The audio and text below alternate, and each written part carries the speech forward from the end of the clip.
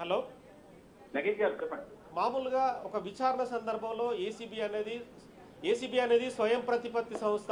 ACB ఇవాళ notice ఇచ్చింది క్లియర్గా, ఏదైతే ఈ కార్ రేస్ స్కామ్ సంబంధించి విచారణకు హాజరు కమ్మని.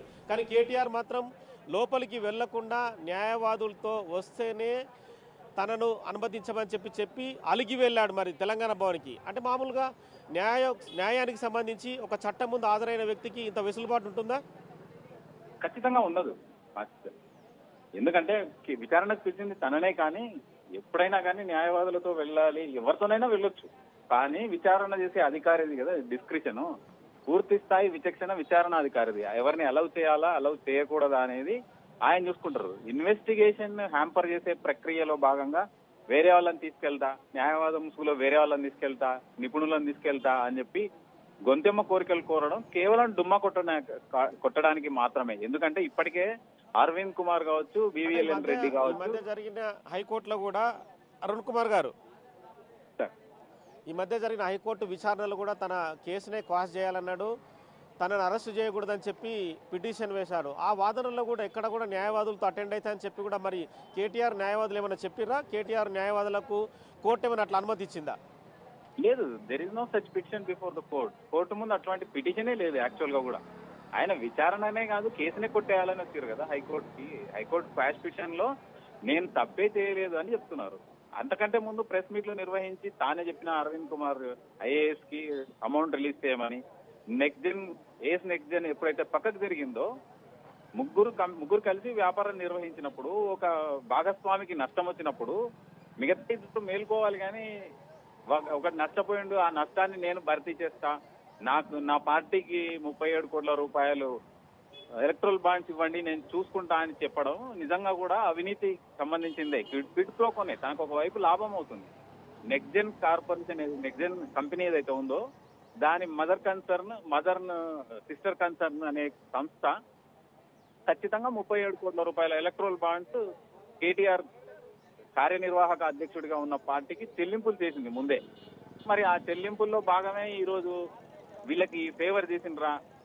దాదాపు 4 సర్క్యూట్లకు సంబంధించి 4 సంవత్సరాలలో 600 కోట్ల రూపాయలు తెలంగాణ ప్రజాప్రభుత్వం నష్టపోయే అవకాశం ఉన్నా కూడా నెక్స్ట్ జెన్ పక్కకు తప్పించి అగ్రిమెంట్ లేకున్నా కూడా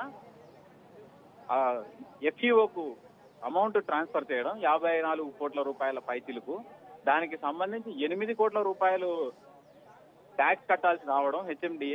హెచ్ఎండిఏ చైర్మన్ గా ఉన్న ముఖ్యమంత్రి ఎందుకు ఆ రోజు ముఖ్యమంత్రిగా వ్యవహరించిన కేసీఆర్ గారు తన కొడుకే కాబట్టి చూసి చూడనట్టు వ్యవహరించిండ్రా. ఇప్పుడు కేటీఆర్ వెనక్కి వెళ్లిన సందర్భంలో కేసీఆర్ ను కూడా అక్యూజ్డ్ గా చేర్స్తేనే ఈ కేసుకు న్యాయం చేకూరుతుందని నేనైతే భావిస్తున్నాను. అంటే మామూలుగా ఒక కేసుకు సంబంధించి ఏసీబీ రెగ్యులర్గా అప్రొప్రియేషన్ కావచ్చు, ఏసీబీ దాడులు కావచ్చు, రకరకాలుగా ఏసీబీ అనేది చేస్తూ ఉంటుంది. ఏసీబీ ముందు చాలామంది నిందితులు హాజరవుతుంటారు. కానీ ఏ సందర్భంలో కూడా న్యాయవాదులతో సహా అటెండ్ అవుతానని చెప్పలేదు. మామూలుగా అయితే ఒక కస్టడీ పిటిషన్కు సంబంధించి కస్టడీకి ఇచ్చిన తర్వాతనే న్యాయవాదులతో సహా మాకు సంబంధించిన నిందితుడు హాజరవుతాడు, అతనికి సంబంధించి కొంత వెసులుబాటు ఇవ్వాలని చెప్పి కోర్టును కోరతారు. కానీ కేటీఆర్ న్యాయ సూత్రాలకు విరుద్ధంగా, చట్టానికి అతీతంగా తను న్యాయవాదులు కావాలనేది ఈ చట్టంలో ఇలాంటి జరిగే ఆస్కారం ఉంటుందంటారా? కేసీఆర్ ను నువ్వు తప్పకుండా హాజరు కావాలి అంటే హాజరు కావాలనా లేదా అనేది కేటీఆర్ విచక్షణ. అదే విధంగా ఇన్వెస్టిగేషన్ అథారిటీ కూడా పూర్తి అధికారాలు ఉంటాయి. కోర్టుకు వెళ్లి తీసుకుంటే తప్ప అటువంటి సౌలభ్యం అయితే ఖచ్చితంగా ఉండదు. ఎందుకంటే అక్యూజుడు అక్యూజుడినే విచారిస్తారు తప్ప అక్యూజుడితో పాటు నేను ఒక మందను వేసుకొని వస్తా, ఆ మంద ముందే నన్ను క్వశ్చన్లు అడగాలి అనడం మాత్రం గొంతెమ్మ కోరిక. ఖచ్చితంగా విచారణను డుమ్మా కొట్టే ఉద్దేశం ఇక్కడ బిఎల్ఎన్ రెడ్డి కావచ్చు, అరవింద్ కుమార్ కావచ్చు ఆల్రెడీ నోటీసులకు స్పందించకుండా సమయం కోరిన సందర్భంలో వాళ్ళేం చెప్తారో తెలియకుండా నేనెందుకు ముందే చెప్పాలి అనే ఉద్దేశంతో డుమ్మా కొట్టడానికి ఒక సాకు క్రియేట్ చేసుకోవడం, వెనక్కి తిరిగి పలాయన మంత్రం చిత్తగించడం మాత్రమే ఇది. ఇన్వెస్టిగేషన్ అథారిటీకి పూర్తి స్థాయి అధికారం ఉంటది. ఎవరిని విచారణకు పిలవచ్చు, ఎవరిని విచారణకు అలౌ చేయొచ్చు అనేది. అది కాదు కూడని పక్షంలో కోర్టుకు వెళ్ళి కథ తెచ్చుకోవాల్సింది. నన్ను ఇబ్బంది పెడతారు కాబట్టి నాకు న్యాయవాది సహాయం కావాలి అని అడిగితే తప్ప న్యాయవాదులతో వెళ్లే హక్కు అనేది ఖచ్చితంగా ఉండదు. అంటే ఏసీబీ కూడా ఇవాళ కేటీఆర్ విచారణకు ఒకవేళ హాజరు కాకుంటే సవాలు చేయడానికి ఆస్కారం ఉంటుందా? అంటే ఇలా విచారణకు హాజరు కాలేదు, న్యాయవాదుల సమ్మతి కోరాడు, విచారణ లోపలికి వచ్చి కూడా బయటికి వెళ్ళాడని చెప్పి ఇవన్నీ కూడా కోర్టు ముందు తీసుకురావడానికి ఆస్కారం ఉంటుందా? డెఫినెట్ గా this is must be fatal to KTR.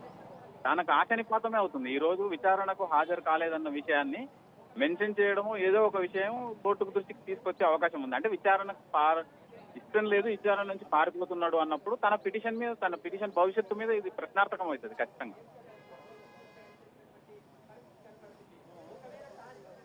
అంటే కేటీఆర్ కూడా ఇవాళ విచారణకు రాకుండా నేను మరోసారి హాజరవుతానని చెప్పి వెసులుబాటు కోరడానికి న్యాయస్థానాన్ని కానీ ఏసీబీని కానీ ఆస్కారం ఉండే అవకాశం ఉంటుందా? అంటే ఒకసారి ఇక్కడ దాదాపుగా గేటు వరకు వచ్చి బ్యాక్ వెళ్ళిపోయాడు. ఎగ్జాక్ట్ ఆయన చేసిన కుప్పిగంతులన్నీ కూడా కోర్టు దృష్టికి ఏసీబీ తీసుకువెళ్లే అవకాశం ఉంది. విచారణకు హాజరు కావడానికి ఆయనకి ఇష్టం లేదు, కొంచెమ కోరికలు కోరుతున్నారు అనే విషయాన్ని ఆల్రెడీ పిటిషన్ పెండింగ్ లో ఉంది. కన్సిడరేషన్ వచ్చే అవకాశం ఉన్న సందర్భంలో తన కేసును తానే నష్టపరుచుకునే విధంగా ఈ రోజు కేటీఆర్ వ్యవహరించడంలో ఏమాత్రం సందేహం లేదు.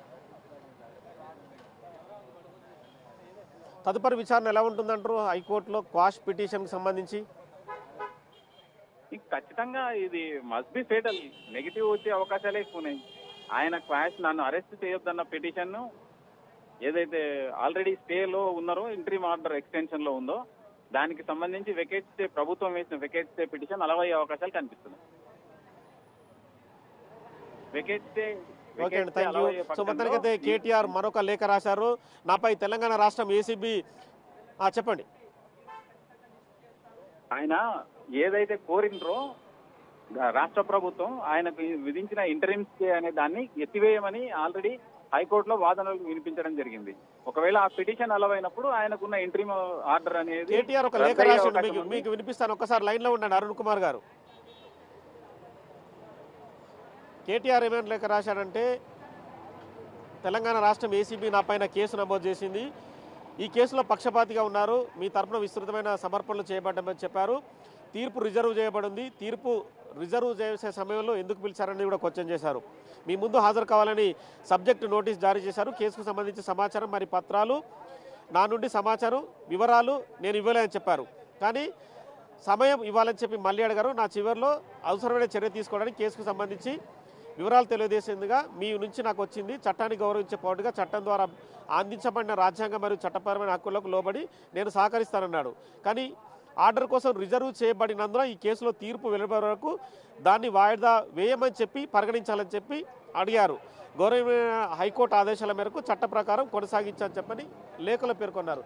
ఈ లేఖ అనేది కన్సిడర్ చేయబడుతుందా చేయబడదా అంటే లీగల్గా?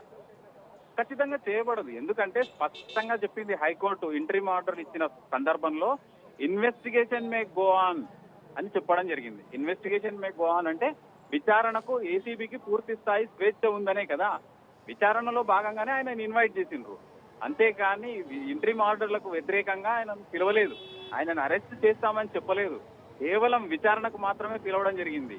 ఇన్వెస్టిగేషన్ మే గో ఆన్ అంటే మరి ఆయన న్యాయవాదులు ఆయనకు సరిగ్గా దాని అర్థం వివరించినరో లేదో తెలియదు. అంటే తనకి ఇచ్చిన మధ్యంతర ఉత్తర్వులను తానే తుంగలు తొక్కినట్టు. ఖచ్చితంగా this must be fatal to interim order passed by the Honorable High Court while directing the ACB to not